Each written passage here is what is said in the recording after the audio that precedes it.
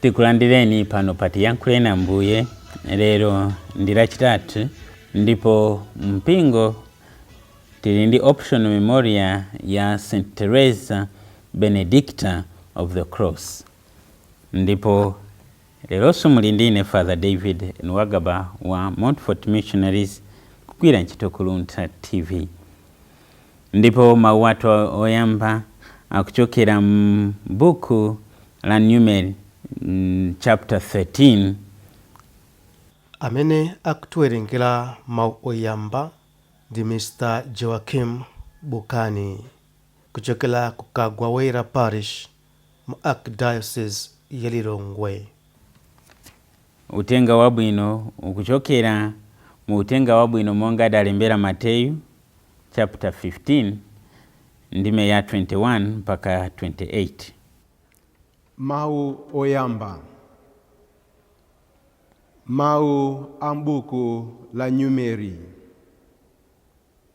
mutu 13 ndime yoyamba mpaka yachiwiri kudzawerenganso ndime ya 25 kupitiriza pa mutu 14 ndime 1 kuwerenga ndime ya 26 mpaka 29 kupitiriza pa ndime 34 mpaka 35. Chauta adauza Mose kuti tuma anthu kuti akazonde dziko la Kanaani limene ndikupatsa Aisraeli. Pa fuko lililonse utume munthu mmodzi amene ali mtsogoleri mfukolo. Patapita masiku 40 anthu aja adabwerako kumene adakazonda dziko kuja.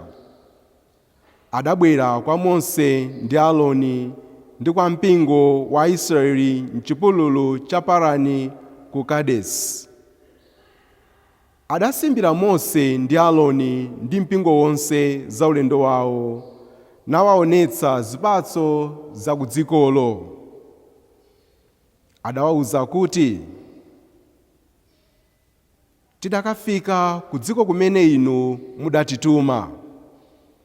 Dzikolo ndi la mwana alirenji, zipatso zake ndi izi: komatu anthu a m'dzikomo ngamphamvu, mizinda yawo ndiyozingidwa ndi malinga, ndiponso ndi yayikulu kwambiri. Kuonjezera pamenepo, tidaonanso zidzukulu za Anaki kumeneko. Amaleki amakhala m'dziko lakumwera, Ahiti, Ayebusi ndi Aamori amakhala m'dziko la mapiri. Akanaani amakhala mphepete mwa nyanja ndi mphepete mwa mtsinje wa Yorodani. Koma Kalebe adawakhalitsa chete anthu pamaso pa Mose nati,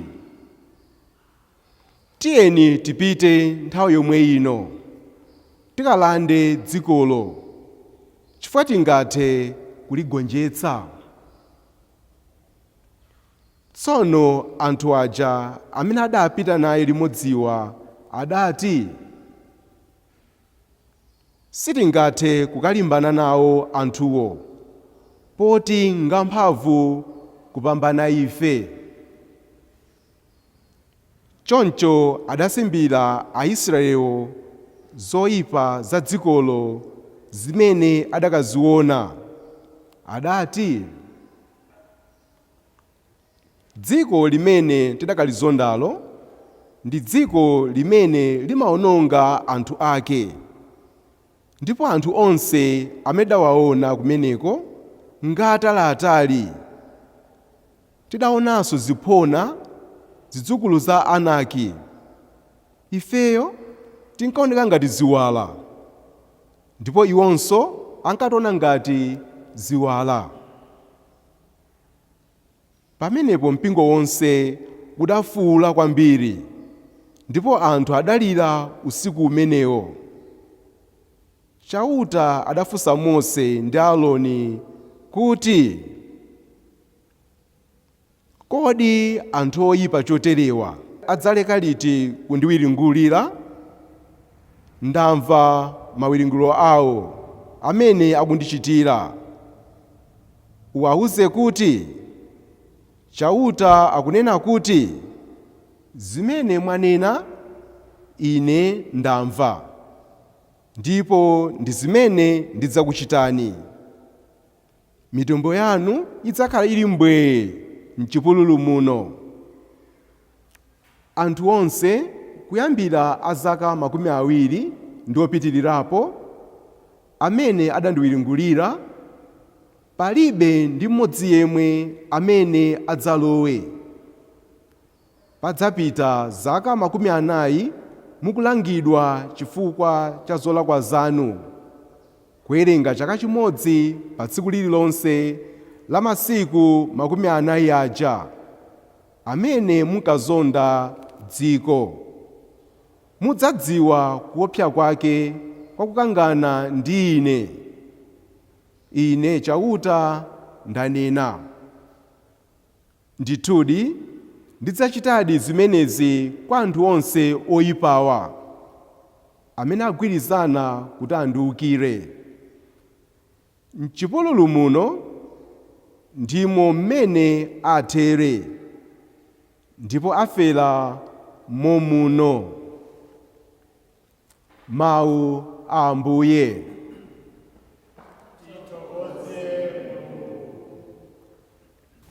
Ambuye akhale nanu.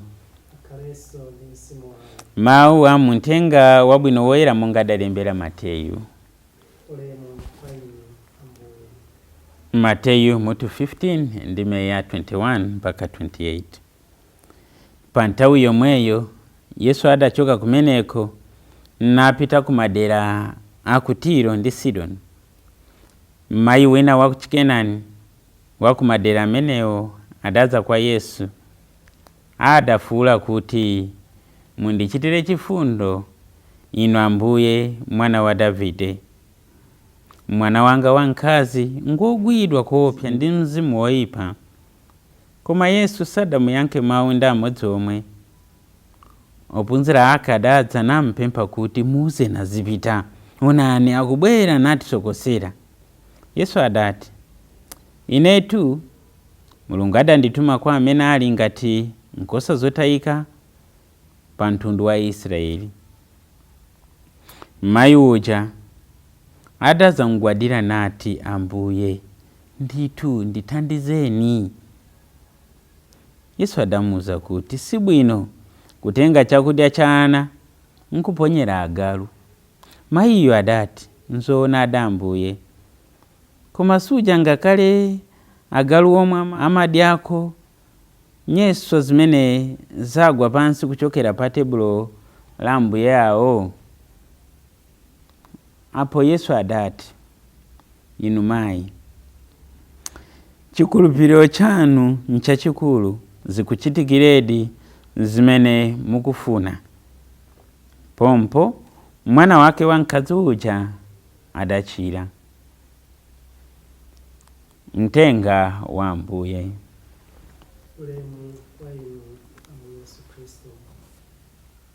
Pa mawu amene tawamva, mawu oyamba, komanso uthenga wabwino, pa chaka chimene tikupangachi cha St. Teresa Benedicta of the Cross, ndikutengapo maphunziro awiri wokha.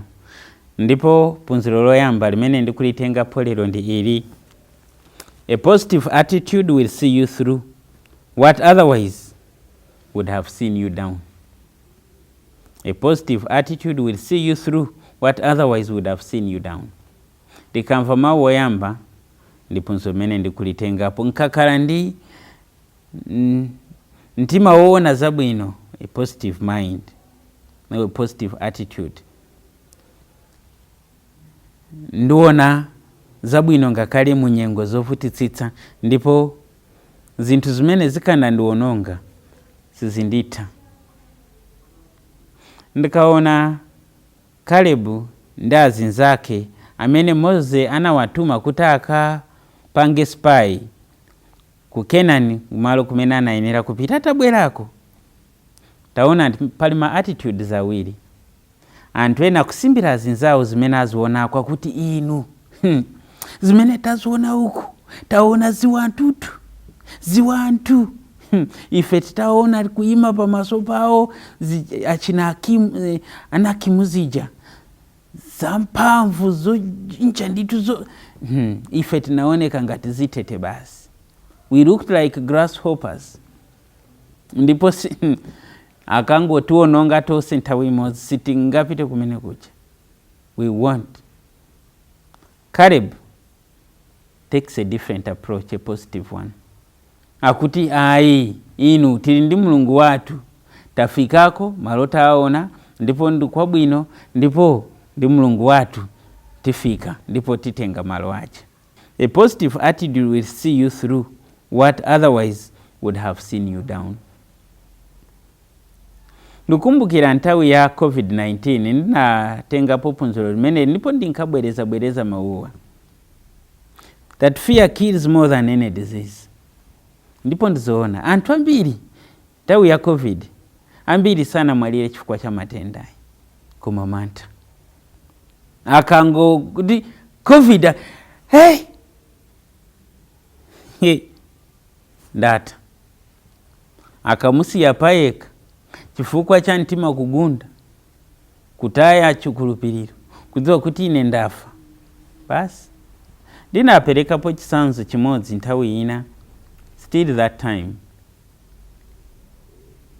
kuti azibambo atatu anangombwandira mzibambo mmodzi. Ndipo atamumbwandira anabwera ndi chiwanje, anamuza kumuonesa chiwanje, nachinola namuonesa kuti lero tikupa. Akuti tikupa.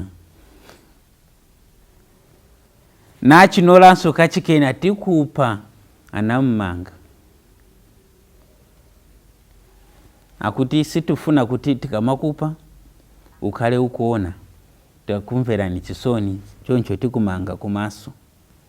Anamumanga ndi kansalu kumaso, namugoneka pansi. Wina nthawi imeneyo napita natenga madzi otentha, ndipo wina anatenga kansalu a handkerchief nayidutsitsa m'madzi otentha. Pansi paja namugwira, natenga kansalu kaja nakadutsitsa pakosi. Munthu uja atangomva zotentha zija zikudusa pa nadziwa kuti ndi magazi. Munthu anafa. Ndiye kuti mumtima mwake basa nadziwa kuti basa ndidula pakosi amene akudusa apa pano ndi magazi, ndipo mtima unapita. When I allow fear within my heart, certainly I will be dead, even when I would have recovered. And a negative attitude kills us. I can't do much with a negative attitude. Even a thing that I would have really worked out and succeeded with a negative attitude, know that I'm a failure even from the very beginning. Kwa muntu amene wanyamuka kukaona muntu amene akudwala, matipa chichewa nkuzonda matenda kaya, ndiye kufikako amvekere maka azimayi ife kungofuna kokomeza zinthu ungokhala pamene paja kuti muntu tusali bwino kuyamba pa sali bwino to ameneyo mene ndamonera kaya zita bwanji kaya lilo wakaya muntu akudwalayo akumva inu mwabwera bora osapitako. It's better not to go there. Chifukwa muntu amene akudwala yakamva mawuwa, ine ndinadwalako ndinanenako mbuyo, ndinaza dwalako matenda mutuma ndi menya kwa basi. Ndipo ndikumbukirako azimayi awiri anazabwera kuzandiona. nali mchipindamo ndiyo ndimagona pafupi ndi windo. Ata ndiona ata ngotuluka chonchi akudusa pa windo ndinawamva akuti mwana atusale bwino kaya alilo wakaya ndinachita mantha mati ndichira basi ndafa basi. A positive attitude will see you through what others would have seen you down.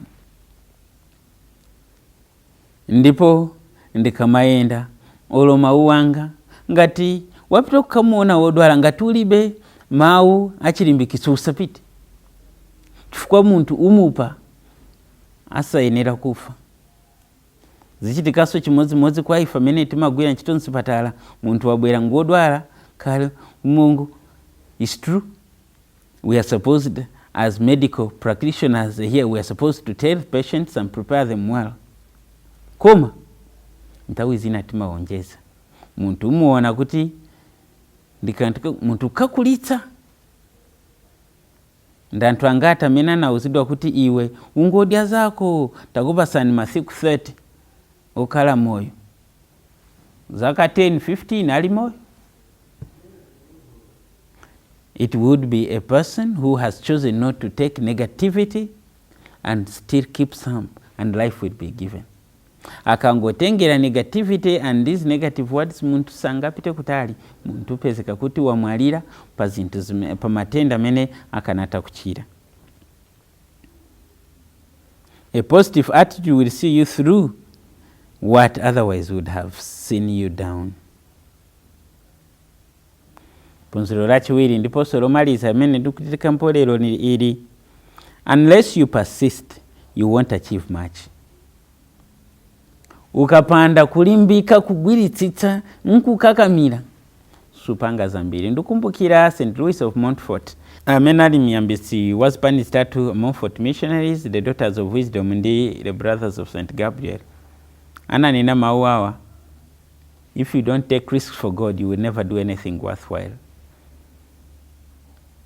Ngati suyesa kupanga zinthu zimene zikuoneka kuti they are risky, sungapange zambiri. If you don't take risk for God you won't do anything worthwhile. Phunziro latu saliwali, unless you persist you won't achieve much. Ndikutenga phunziro lili kuchokera mu Uthenga Wabwino timone mzimayi uja wa Chikenani amene mwana wake amafunika chitandizo. Olo utakala iweyo olo nitakala ine, wakumana ndi Ambuye Yesu ndophunzira aja onsa kumukana, ophunzira bwera kwa Ambuye tamuze na zinyamuka amene yakutisokosera.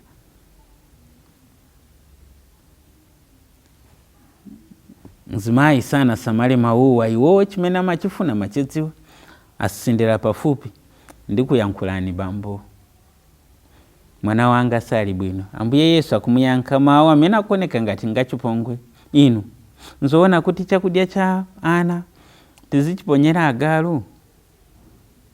Ndiye kuti munthu uyo ukakhala kuti ndi iweyo ukumudwa kapena ine ndikumudwa nsanga kuti andichula galu, ndiye kuti basi ndizinyamuka. Pali mawu achichewa amene ndimakonda mati kapolo sakwiya. Bora ukudziwa chimene utani ufuna, ukati ndakwiya basi oho umafuna chakudya.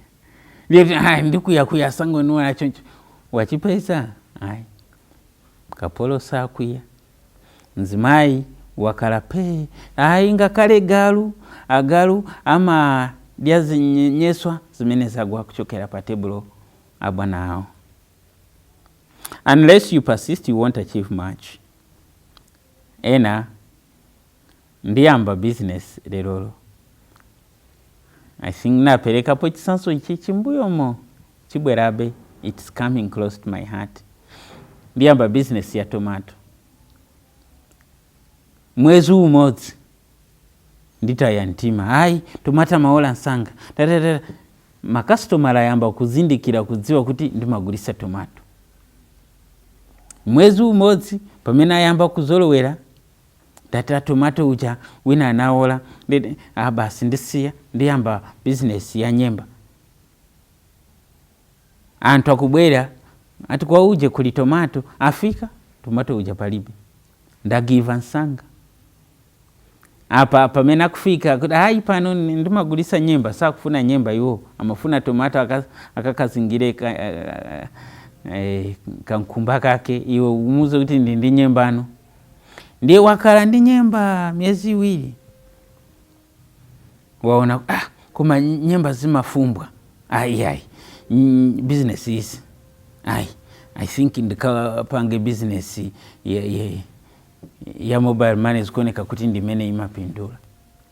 I will go on and I will lack experience in anything. I need persistence in anything for me to learn the problems and the challenges. Palibe malonda mene alibe risk. Ukapita ku mobile money ukoko akubera kamodzi ukuti apa aite ngaso yose imene ndinali nayo utawako upezeka kuti muntu wangu kala pasi. Everything has risks. Moyo wina uli wose kwenera kupanga and kutengapo risks, and later you come to know how to solve these problems. There is a saying in English, it looks greener there at the neighbors because they water it. Ukangomona muntu akoneka ngati akusangalala zikuyenda bwino ukakala naye pansi udziwa kuti sikuti zose zili bwino zikuyenda bwino. At times you win, at times you lose, but then you keep on moving, and persistence will see us through. Amene timasatira mpira wina kumaganiza kuti chabwino amene people who have been consistent or persistent in their gifts of playing football ndi Messi ndi Cristiano Ronaldo, and muntu kumaganiza kuti bola iwo, but there are days when you see Cristiano playing, you say, is it Cristiano? You see Messi playing, you say, Antawi zina kuanyoza, antu kuanyoza ngati muntu amena kuanyoza ukamona, olo umpase mpira agwa yeka. Koma amutu kwana, chisiru cha muntu chimenechi, chatiponyesa game. Okay. Ndipo akamva mauo, unagri ndisi ya mpirano antu akunditu kwana. Unless you persist, you won't achieve much. May God give you the grace. May He give me the grace again to live today better than I lived yesterday. Amen.